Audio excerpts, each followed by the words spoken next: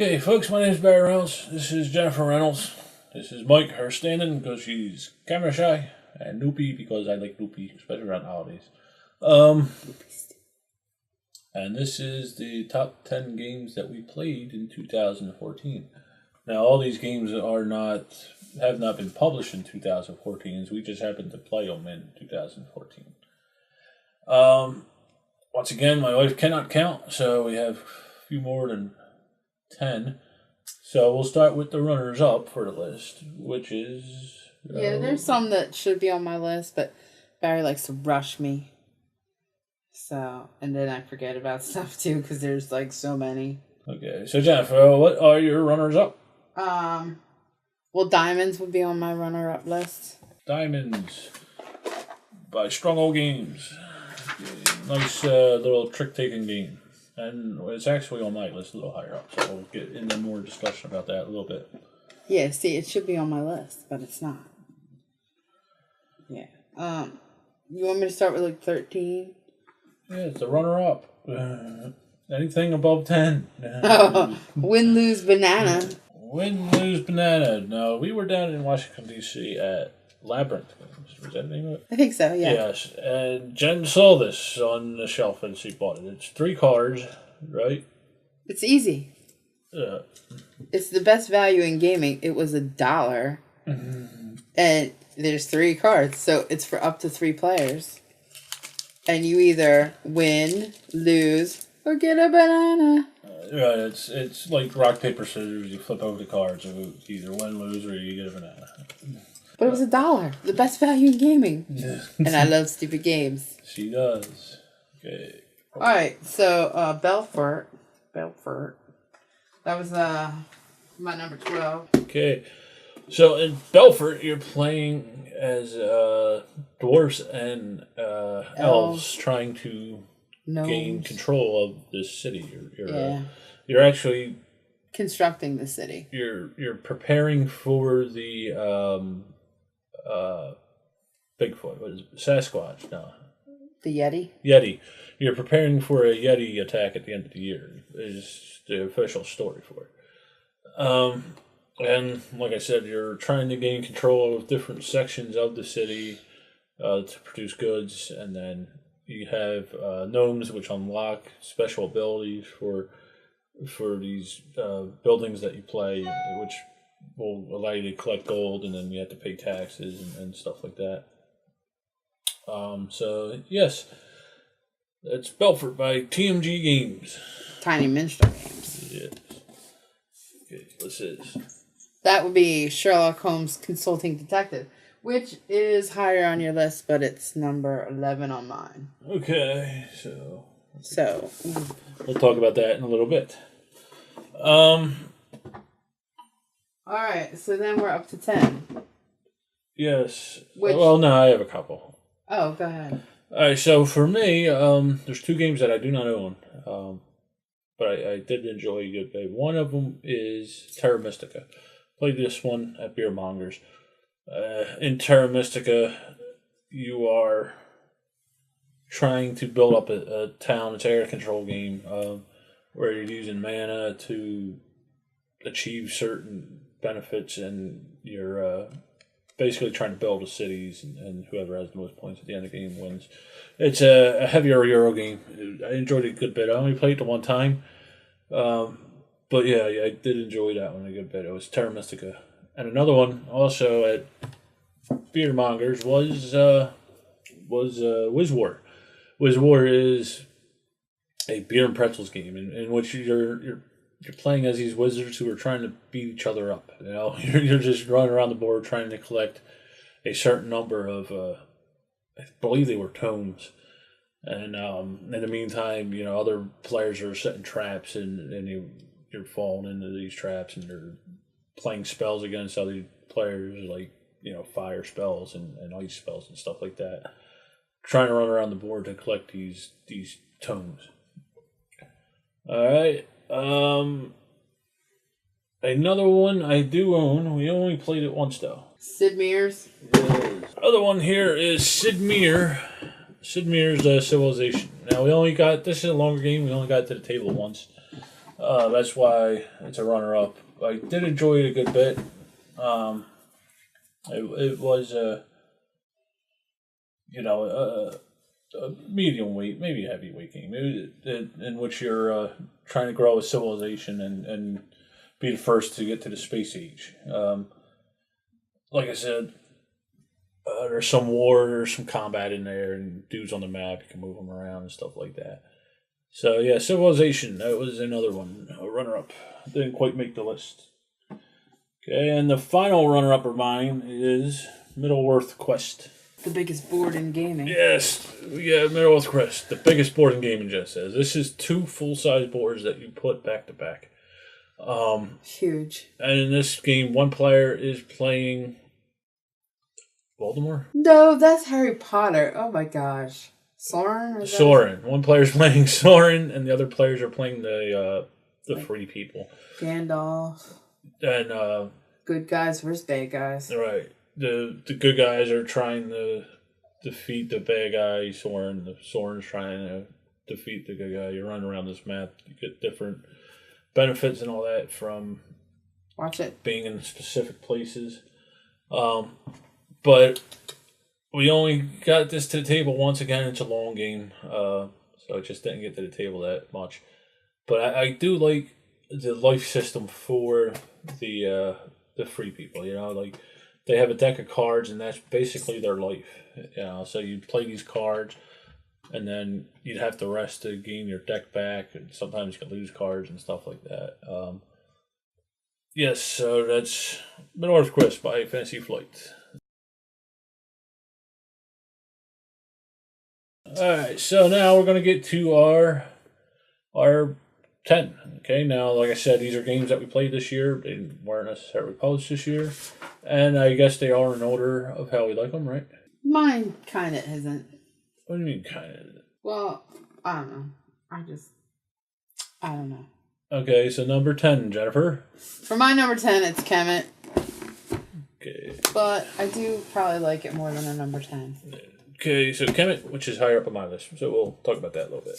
But I like so many games that I just can't tell Barry that I like. Okay, my number 10 is Legendary Encounters. I'm not going to put this all the way up. Yeah, it's the Alien Legendary game. And this you're playing as crew on the different movies, the Aliens 1 through 4. And you're trying to defeat these aliens, which come out all the time. You know. And then you're trying to accomplish different goals in different stages of the game, and then you fight the big bad at the end. It's a very thematic card game, deck building game. I did enjoy it a good bit. I did not enjoy the initial sorting of the cards. There's like 600 cards and very small print on the bottom showing where they go. But other than that, a very thematic game. A lot of people use the same system with Marvel, but I like the Legendary because I never played the Marvel. Jennifer, what is your number 9? Splendor, yes. This was a runner-up for the Spiel des Jahres this year. Now, Splendor is a game of set collection, basically. You know, where you're trying to gain the most points by buying these diamonds or gems and trading them away and stuff like that, and getting favor of, what are they called, bishops? No, the nobles. Nobles. So yeah, it's well, what do you like about it? There's gems. I just like the way it plays. I think the chips for the gems are really good quality. Okay. I think it's designed well. The insert is excellent. Yes, it is. We've played this with many of our family, and everybody's enjoyed it. Everybody picked up on it pretty quickly. A couple people actually asked to play this several times. So that is Jen's number 9, Splendor. Girly game. Okay, so my number 9 is a Portal game, Legacy, the Testament of Duke de Crécy. This is basically a family tree maker in a box. In this, you're trying to grow your family out to be the most regal family. You do this by marrying off children and having children, getting married, marrying off the children. Uh, you have different friends, and you can affect your social outlook. Either negatively or positively. It's a very refreshing game, very different from most Euros that I've played. I did like it. You need a good amount of table space to play it. Yeah, you do. But I did like it. It should be on my list. It's not. I kind of hurried to put my list together, to be honest with you. But we'll put it in my runner-up. Okay, so that was my number 9. Yep. Legacy, Duke the Crazy. Jennifer, what is your number 8? Suburbia. And that is actually a little higher up on my list, so we'll talk about it then. Why is it all about your list? So my number 8 is Sherlock Holmes, the Consulting Detective. Now, this doesn't even have a board. You're basically looking through books trying to solve different cases. You're playing as... Is it the Baker Street Gang? I forget the name. Yeah, I think it's Watson and the Baker Street Gang. And you're trying to solve a case that Sherlock Holmes already solved. And to do this, you follow up on leads and hence... You interview people, and it has like a phone directory, basically, of, I want to talk to this person. Then you look it up, and it references another book to see where you would go to interview them or whatever. Right, and there is a map along that you can look up to see where these places are and stuff. And the like newspapers. Yes, and read through newspapers to see events that may or may not be in the case, or they may be in the case, but they're from newspapers that were previous to the date that you're playing. It's a very good deduction game. I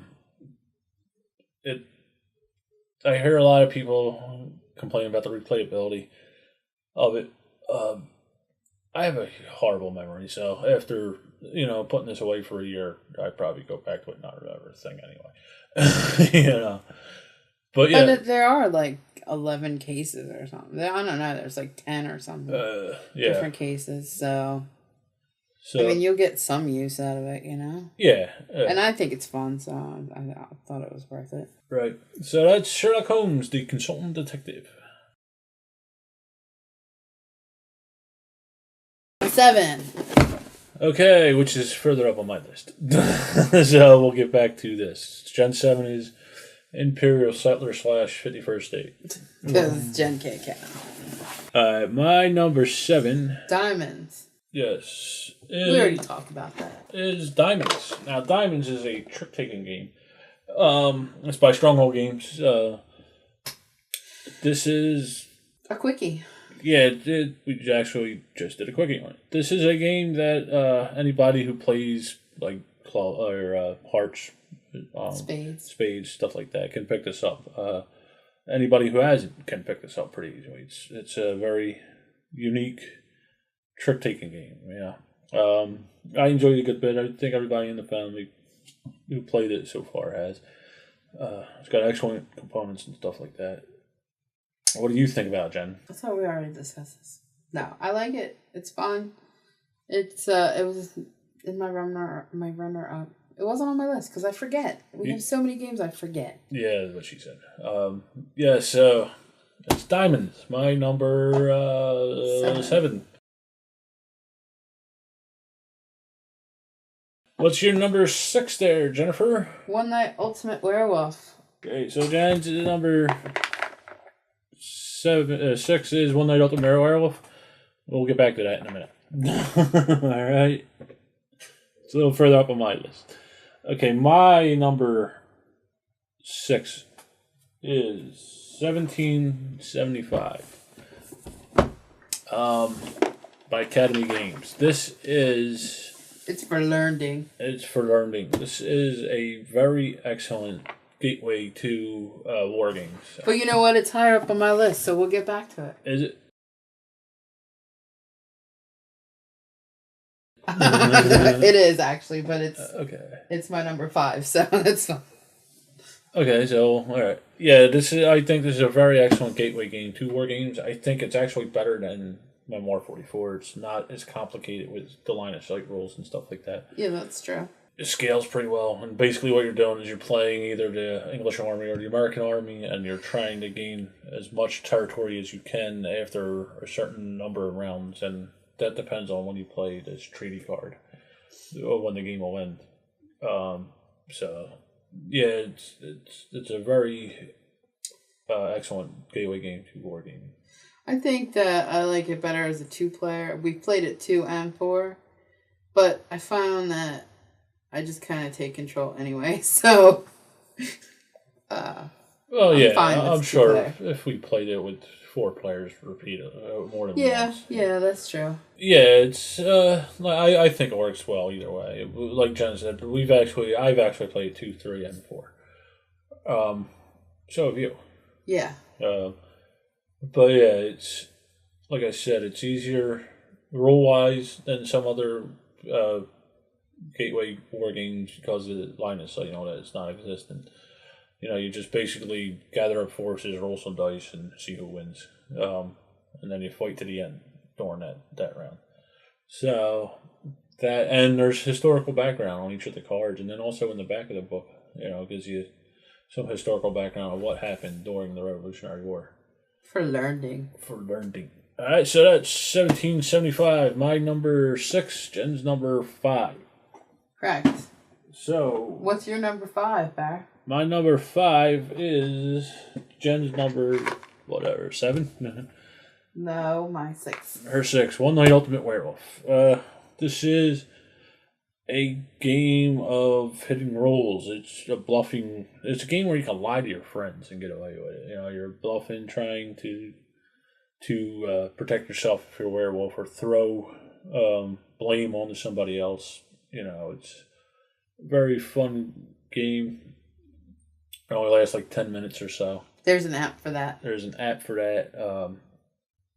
We've had a good amount of success with this one with the family. It's definitely a party game. For the most part. Yeah, it's definitely a party game. It definitely depends on the group you're playing with, whether this will go over or not. Some groups this just won't work with. But what do you think about it, Jen? Oh, I really like it. It's a lot of fun. It's, you're trying to bluff, or sometimes you're telling the truth, but everybody thinks you're the werewolf anyway. So, it's fun. I'm a fan of party games, though. Yes, she is. This is, like I said, the Gamer's party game, I guess. It's based off of another game called Werewolf, where there's player elimination. This doesn't have that. I do like that. That does not have player elimination. And it only lasts like 10 minutes. Usually we play 2, 3, 4 games in a row with this. So that's One Night Ultimate Werewolf. What was that? My number 5. Jennifer, what is your number 4? Dead of Winter, but it's higher up on your list, so we'll discuss it later. My number 4 is Suburbia. This is a game where you're trying to build the world of tomorrow today. You're building your suburb out by placing these tiles, and they chain off of each other, and then you could also profit from another player's suburb. A lot of bookkeeping, but yes. I do like it. It's a lot of fun. There is a lot of bookkeeping in the game. This is from Bezier Games. Beezer. They have a couple other games in this line, Subdivision and Castles of Making Love. This is my favorite out of the line now. So what do you think about Suburbia? Oh, I like it. I like building stuff. Basically you're building a community. It's still building. It's tiles. I like tiles. Okay, so that... But again, there's a lot of bookkeeping. Yes, there is. So that was my number 4, and Jen's... What was yours? My number 8. Jen's number 8.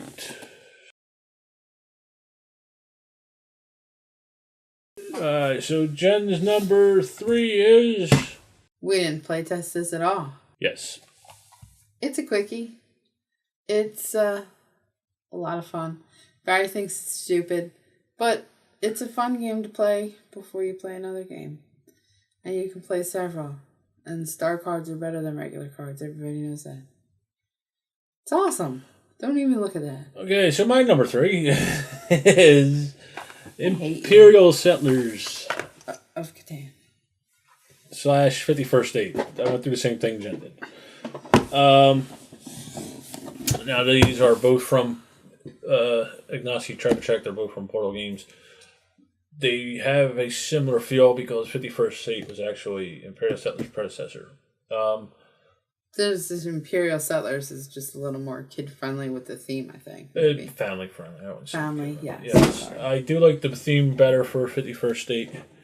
I do like that Imperial Settlers is a little more streamlined. But some of the rules from 51st State is coming back into Imperial Settlers through the expansions. The Why Can't We Be Friends expansion just came out, and I just watched a video by Joel Eddy showing some of the mechanics I did like in 51st State coming back into the the game with Imperial Settlers. What do you like about it, Jen? Cute little round guy. Cute little round guy, that's it. No, I like the games. There's meeples. You know I love meeples. Yes. In Imperial Settlers, you're playing as different nations, basically, trying to build up your empire. It could be the German or the barbarians, the Japanese, the Egyptians, or the Romans, and you're trying to build up your empire through card play, and occasionally you could attack the other players' empire and stifle their improvement. Same thing with 51st State. Yeah. 51st State, you're trying to survive in the world of Hiroshima Hex is yeah. Post-apocalyptic world. Apocalyptic.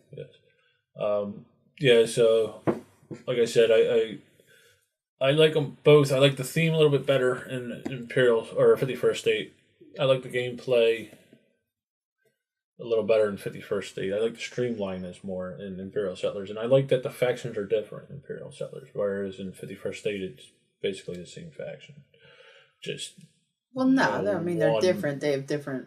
One minor ability change. Yeah. So is that it? Yeah. Okay, so that was my number 3. My number 7. Imperial Settlers / 51st State. Jennifer, what is your number 2? Castles of Mad King Ludwig. Okay, so what do you like about Castles? Well, you're basically building your castle. I like building stuff, Legos. Stuff like that. No, I just like, you're building a house. There's all these rooms. It's cool. I like the way it plays. It flows well. I mean, I've only played it with a max of 3 players. Hi, you were going to say something. Go ahead. Yeah, in Castle of the Mad King Ludwig, you're trying to build a castle by buying these rooms off of the master builder, or paying the bank if you are the master builder. And depending on where you lay the tiles, you'll collect certain benefits from tiles that connect to them, or globally if they're in the downstairs. And you have these secret goals and then open goals that you're trying to accomplish to King's favor. And it has a master builder mechanic, which I think is what makes the game. Where if you're the master builder, you're getting paid by other players. Yeah, you're not constantly worried about where am I going to get money to buy stuff. Right, and the master builder changes from round to round. Yes. I do like the game. I like Suburbia a little better. Kind of same feel as Suburbia, just as Jen said, a lot more streamlined, not as much bookkeeping. I think Castles is a little simpler than Suburbia. Suburbia has a little more meat. So, anything else? Yeah, that's it. It's pretty pictures. Okay, so that was your number 2? Yep. Okay, my number 2 was a little lower on Jen's list. Dead of Winter. Dead of Winter is a semi-cooperative game where you are playing survivors in a post-apocalyptic world with zombies. But they're really not the main theme of the game. The main theme of the game is the player interaction in the game. And in the game, there could be a traitor, or it may not be. You never know, depending on the way the game works out. Shiny box. and you're basically trying to fulfill different objectives throughout the game. As a whole, and then you have your own separate objective, which means you have to fulfill the main objective plus whatever is on your personal objectives. So you could either win or lose as a whole, and then you can win or lose individually. And it has a shiny box. And it has a shiny box, as Jen has said repeatedly. Did I say it has a shiny box? Yeah. Oh, I'm sorry. So what do you like about that winner, Jennifer? It has a shiny box. No, it's good. I like it. No, I like the little peoples. It's not related to it, but I like The Walking Dead, the show. So, it's kind of like you get into that world yourself. Killing zombies, trying to survive, making groups. Keeping things zombie free, or trying to really. Yes. I just like the game. I like the theme. Yes, I do too. One of the things I didn't mention was the crossroad cards, which kind of makes the game for me. And what that does is the player on your right, I think it was, will take a card, and if at any time during your turn this card triggers, you'll stop the game and do the card. And sometimes you have to make a decision on whether to bring in new survivors or let them get eaten by a zombie or stuff like that. It happens. What are you gonna do? And sometimes you have to make this decision as a group, or sometimes it's just by yourself. Yeah. This is, in my opinion, the best semi-cooperative game I've played. Probably the best one on the market. Yes, that's Dead of Winter. I know it's a little tough to find right now, but it will be reprinted. It's on its way over now from China, from the printers. Been sold out a couple times, the print run. So that's my number 2. Jen's number... it's on there, right? 4. Jen's number 4, Dead of Winter. Okay, Jennifer, what is your number 1? Cards Against Humanity. Didn't make Barry's list at all. No. Box is dirty. No, it did not. I think this is okay the first couple times. We need expansions. Is that what it is? Yeah. I love party games. And I just, the craziness of the cards is hysterical. You definitely have to have the right crowd with the right sense of humor to play this. We played it on Thanksgiving as a family. It was a lot of fun. Yes, with 2 80-year-old women. Okay, so they didn't get it totally. One had dementia. Look, she was playing it, and sometimes, even though they didn't really know what they were doing, they got some laughs, And then a couple, they learned a few things because they were like, "What's this word?" So, yeah, it was fun. I love this game. It's a lot of fun. We have a lot of laughs, even though he doesn't really like it, but he does laugh at it too. So that's Jen's number 1, Cards Against Humanity. Oh, hurry up and get Jen's out of there. Oh, stop. No. All right, my number 1 is Kemet. Yeah, but it was my number 10, so we'll discuss it later. Thanks for watching. Yes, I enjoy Kemet a lot. We have Cyclades too, which has a similar I like that game too. feel to it, but I don't think we played enough to really rate it. We played it twice, I think. Once, twice. Once with Amanda. Yeah, I played a solo game to get the rules down. That's what it was. Yeah, it's in Kemet. It's an area control game where you're trying to get the most temples, victory points, basically. You only do this through temples, and then through fighting, and this kind of throws you into fighting, as much as possible. And then you have different abilities from different Egyptian figures in history. The Sphinx and priests, stuff like that.